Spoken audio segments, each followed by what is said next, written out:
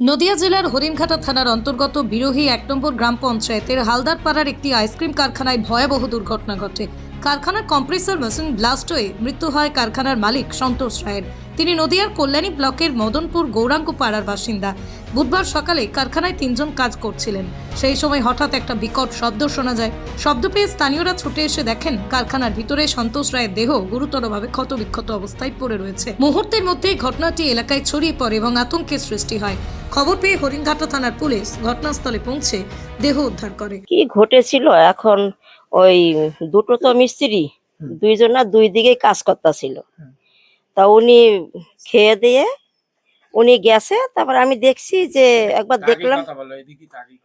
একবার দেখলাম যে উনি এরকম করে জল দিচ্ছে তার কিছুক্ষণ পরেই মানে বাস্টে যে হয়েছে তখন আর ঘর দুয়ার মানে সব চুরমুর হয়ে যেমন পড়েছে, আর চোখে মুখে কিছু দেখছি না।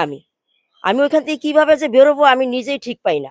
তারপরে বেরিয়েছি, বেরিয়ে গিয়ে তখন আমি বললাম যে দাদা কোথায়, দাদা কোথায়? তারপরে সে যে ছিল সে বলল, এরকম করে হাত দিয়ে বলল উনি এই কথা যেই বলছে, আর আমি সবাইকে চিৎকার করে আমি বলেছি।